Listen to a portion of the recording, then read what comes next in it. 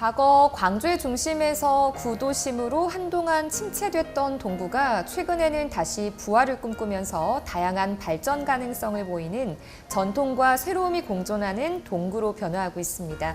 그래서 현장 인터뷰 이 사람 이번 시간에는 동구의회 김재식 의장님과 함께 도약하는 동구에 큰 역할을 하게 될 제9대 동구의회에 대한 이야기 들어보겠습니다. 의장님 안녕하십니까? 안녕하십니까? 네, 처음 뵙겠습니다. 네, 반갑습니다. 네, 이번에 이제 초선 의원으로 당선이 되셨고 또 이와 함께 동구의회 의장을 맡게 되셨습니다. 소감이 남다르실 것 같은데요. 어떠신가요? 네. 자, KCTV 시청자 여러분, 그리고 동구민 주민 여러분 반갑습니다. 광주 동구의회 의장 김재식 의원입니다. 우선 주민 여러분께 감사드립니다. 그동안 시의회와 국회에서 일하며 여러 민원들도 처리해보고 법안, 조례도 만들어 보면서 힘든 분들이 즐거워하는 모습도 보고 같이 울어보기도 했습니다. 네. 그때의 기억들을 항상 되새기면서 이제는 구의원으로서 열심히 해보겠습니다. 제가 생각하는 정치 철학이라고 하면 소외된 사람, 사회적 약자 등이 최소한의 기본적인 생활을 영위할 수 있도록 돕는 것이 정치라고 생각합니다.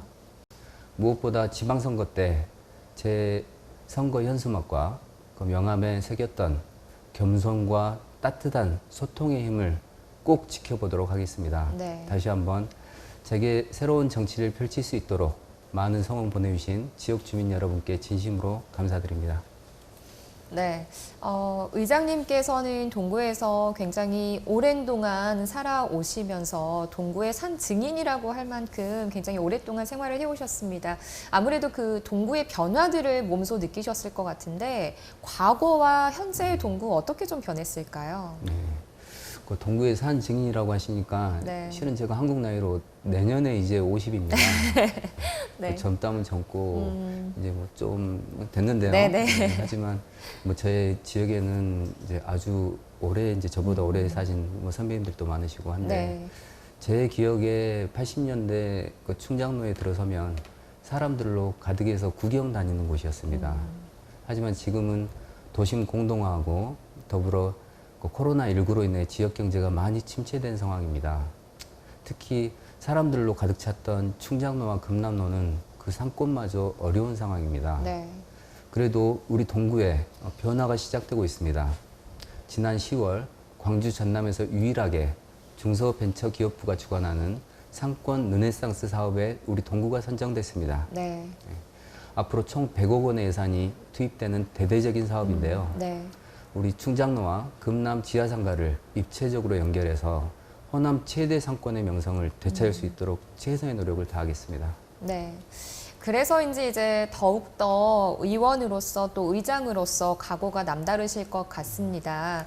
4년이라는 짧다면 짧고 또 길다면 긴 기간 동안 동구에 좀 해결해야 할 현안이 있다면 어떤 게 있을까요? 지금 최근 3년 넘게 지속되고 있는 코로나19로 인해서 우리 자영업자분들, 소상공인들을 비롯해서 모든 주민들이 힘든 시기를 견뎌오고 계십니다. 이에 따라서 골목 상권 회복 등 상권 활성화를 통한 민생 안정이 가장 시급한 문제라고 생각됩니다. 동구는 원도심 지역으로 도심의 활력을 불어넣기 위한 도시재생과 함께 민생재생, 즉 골목 상권, 전통 시장 등이 활성화되어야 할 것입니다. 이를 위해서 우선적으로 제 선거 때 핵심 공약이기도 했던 주차장 문제를 해결하도록 하겠습니다. 출퇴근 이후에 공공시설의 주차 공간 활용을 위해 다각적인 방법을 모색하고 집행부와도 소규모 주차장 설치 방안에 대해 함께 협의해 나가도록 하겠습니다. 최근 동구에는 신규 대단위 아파트들이 생겨나면서 인구 유입이라는 긍정적인 효과도 있지만 또 인근 지역의 오래된 곳들과는 좀 주거 환경에서 극명한 차이를 또 보이고 있거든요. 그래서 이제 뭐 상대적인 거리감 그리고 주민들 간의 구분이라는 부정적인 영향도 좀 발생을 하는 것 같은데 이와 관련해서 좀 혹시 뭐 계획하고 계시는 대안이 있다면 어떤 게 있으신가요? 그 동구는 지금 재개발 아파트 입주와 그 활발한 도시 재생 사업 추진으로 그 동구가 인구 10만 명을 회복했습니다. 떠나는 동구에서 돌아오는 동구로 다시 거듭나고 있는 것이죠. 네. 인구가 늘어나면 좋은 점도 있지만 말씀하신 것처럼 기존에 사신 분들과의 거주 환경 차이가 일부 생기고 있습니다. 네. 따라서 기존 원주민들께서 그 지역에 사시면서 더 편리하게 생활하실 수 있도록 구도심 재생과 골목 재생에 더 신경 써야 된다고 생각합니다. 네. 물론 지금도 동명동 그리고 서남동 인쇄의 거리, 계림동, 산수동 여러 지역에서 도시 재생 사업이 추진되고 있습니다. 하지만 이것이 단순히 도로만 넓히는 것에 치우치지 않고 주민들의 소통 그리고 그 지역의 어려움을 주민들이 함께 해결해 나갈 수 있는 그 판을 저희가 만들어 드려야 된다고 생각합니다. 네.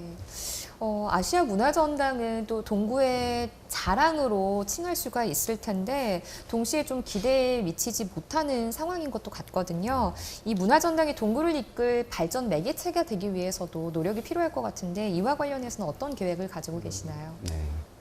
아시아 문화전당은 우리 광주의 랜드마크이기도 하고 네. 우리 동구의 그 핵심 기반 문화 기반 시설이라고 할 수 네, 있죠. 네. 지금 앞으로도 많은 노력들을 하시고 계신 걸로 알고 있습니다. 근데 아시아 문화전당은 현재도 다양한 전시와 공연을 진행하고 있습니다. 네. 좀 더 자세히 그 전시와 공연을 살펴보면 좀 제 개인적으로 좀 개선할 수 있는 사항이다 하는 것이 대부분 오후 6시 정도에 그 전시와 공연이 종료되는 걸로 네, 알고 네. 있는데요. 그 저녁에 좀 머물고 갈 수 있도록 저녁에도 보고 즐길 수 있는 행사들이 많이 늘어난다면 네. 동구 경제 활성화에도 많은 도움이 될 거라고 생각합니다. 지금도 문화전당과 협력을 위해서 우리 구청 집행부에서도 그 많은 노력들을 하시고 있는 걸로 아는데 네. 앞으로 더 활발한 교류를 통해서 동구 발전에 기여할 수 있기를 기대해 봅니다. 네. 이번 9대 동구의회는 초선 의원의 수가 과반을 넘으면서 변화하는 그런 의회가 될 것 같다라는 기대감과 함께 집행부의 견제 능력이 조금은 약해질지 않을까라는 우려도 동시에 공존하고 있는 것 같거든요. 여기에 대해서는 어떻게 생각을 하시는지요? 네. 그 초선 의원이 많다고 걱정해 주시는 분들이 간혹 있습니다. 네. 하지만 저는 그 각자의 그 초선 의원님들이 지금까지 현재 그 각 분야에서 해오신 그 쌓아오신 경험과 역량이 충분하다고 저는 생각합니다. 네. 그래서 지금 새롭게 개원한 저희 9대 의회는 저는 많은 기대를 하고 있는데요. 네. 그 최근에 그런 우려도 또 불식시키기 위해서 그 우리 의원 역량 강화를 위한 의정 연수를 또 실시했습니다. 네. 그때 그 연수를 통해서 예산 분석과 행정사무감사 기법 그리고 도시 재생을 위한 방안 등 다양한 의견을 듣고 공부하는 그 뜻깊은 시간이었다고 생각합니다. 앞으로도 우리 동구의회는 열린 의회, 공부하는 의회, 강한 의회를 지향하는 만큼 네. 열심히 하도록 하겠습니다. 네. 지난 6일 지방선거에서 또 낮은 투표율이 한간을 좀 관심으로 쏠리기도 했는데요. 아무래도 이렇게 당선인들이 지역 민심을 대변하는 데 어려움이 있지 않을까라는 이런 우려도 있었습니다. 여기에 대해서 어떻게 생각을 하시고 이와 관련한 또 대안은 어떻게 계획을 하고 계시나요? 그 지난 선거의 낮은 투표율과 더불어 최근 지방의회에 대한 유권자 인식조사 결과 보고에 따르면 네. 지방의원의 활동을 알고 있다는 응답자가 겨우 30.1%에 불과합니다. 네. 네. 이런 결과는 그 모두 지방의회가 그 역할과 기능을 제대로 못한 거 아닌가 네. 하는 반성의 계기로 삼아야 된다고 생각합니다. 저희 동구의회 의원 모두는 의원들이 어떻게 일하느냐에 따라 우리 동구의 미래와 주민의 행복도가 달라질 수 있다는 것을 명심하고 네. 나중에 우리 7명의 의원들 모두가 주민들이 보시기에 잘 뽑았다 하는 말씀 들으실 수 있도록 네. 4년간 의정활동에 최선을 다하겠습니다. 특히 이번 9대 의회와 함께 시작한 그 의회는 지방의회 인사권 독립도 있고 네. 지방의회 역할과 권한이 강화된 만큼 네. 그에 걸맞는 책임감을 가지고 전문성, 역량을 키워서 주민 모든 분들이 느끼실 수 있도록 행복한 동구 건설에 앞장서도록 하겠습니다. 네, 이제 좀 개인적인 질문을 드려볼까 해요. 대학에서 아랍어를 전공을 하셨습니다. 네. 그러다가 이제 이렇게 정치에 입문을 하게 되셨는데 정치에 발을 들이게 된 특별한 계기나 이유가 있으셨나요? 네. 실은 제가 좀 독특한 좀 경험들이 좀 있습니다. 제가 네. 이제 대학에서 아랍어를 전공하고 네. 졸업하고 바로 몇 년 동안 해외에서 우리 한국 제품들 수출하는데 좀 기여를 좀 했었습니다. 네. 그리고 또 그 후에 한국 들어와서 시민단체에서 남북 교류 업무도 좀 했었고, 네. 그리고 또 체육, 문화 관련된 다양한 활동들을 했었습니다. 이제 그 이후에 제가 이제 정치 쪽으로 오게 돼서 네. 이제 시의회 사무처 그리고 또 국회에서 또 몇 년간 또 일을 했었습니다. 네. 근데 이제 제가 정치를 시작하게 된 그 이유를 뭐 간단히 한 두 가지 말씀드리자면, 네.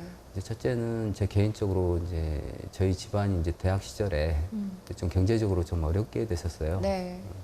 그러다 보니까 제가 뭐 막일부터 시작해서 뭐 알바며 뭐 안 해본 것 없이 좀 여러 개 좀 네. 경험을 많이 해봤는데, 그때 제가 느꼈던 것이 이제 힘없고 이제 사각지대에 있는 사람들한테 기여할 수 있는 것이 무엇일까? 그것이 아마 정치가 아닐까라는 생각을 하나 먹게 됐고, 네. 두 번째는 그 다양한 뭐 시민단체 활동이라든지 각 영역에서 일을 해보았을 때, 네. 그 주민의 삶의 현장하고 행정하고 좀 동떨어져 있는 것이 굉장히 많이 느껴져서 네.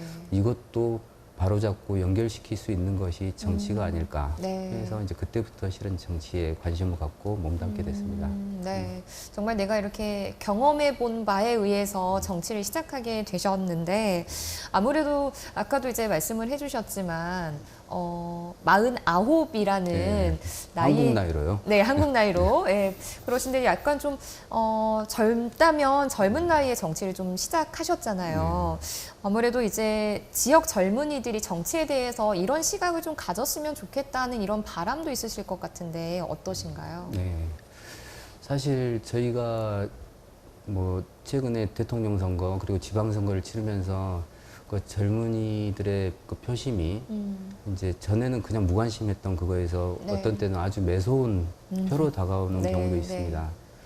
하지만 제가 생각하기에 지금의 젊은이들의 그 가장 큰 고민이라고 하면 취업이라고 할 수 있을 겁니다. 제가 대학 다니던 90년대만 하더라도 네. 컴퓨터와 외국어 하나 정도만 해도 취업은 걱정 없다. 그런 시대가 있었습니다. 네. 근데 하지만 지금은 시대가 많이 변해서 시대에 맞게 공부하고 우리 청년들도 역량을 강화해야 될 것입니다. 네. 근데 4차 산업 시대와 인공지능 시대를 맞이해서 다양한 분야들이 협업하는 융복합 시대입니다. 이에 맞춰서 우리 청년들도 삶과 직결되는 정치에 적극적인 관심을 둘 때 그 현장 상황에 맞는 그 변화에 적응할 수 있다고 생각합니다. 네. 그래서 우리 청년 젊은이들도 그 정치에 적극적인 관심을 투표로서 네. 그리고 늘 정책에 대한 관심으로서 그 자신의 미래에 도움될 수 있다 하는 그 마음을 가지고 네. 그 많은 관심 부탁드립니다. 네. 자, 의장님 이제 마지막으로 제9대 동구의회의 각오와 다짐, 그리고 동구민들과 광주 시민 여러분들께 한 말씀 전해주시죠. 네. 소통하고 열린 의회를 만들기로 한 만큼 주민 여러분께서도 많은 관심을 갖고 편하게 저희 의회를 찾아주시면 감사하겠습니다. 선거 때도 늘 말씀드렸지만 저희 의원들에게 일을 많이 시켜주시는 것이 저희를 도와주시고 성장시켜 주실 수 있는 길이기도 합니다. 저희는 늘 겸손하게 따뜻하게 소통할 준비를 가지고 의회에서 기다리고 또 열심히 저희는 또 현장을 찾아다니겠습니다. 더운 여름 건강하시길 바랍니다. 감사합니다. 네, 앞으로도 이제 건강 잘 챙기시면서요, 동구 발전을 위해서 노력해 주시기를 당부의 말씀드리겠습니다. 오늘 말씀 고맙습니다. 네, 감사합니다.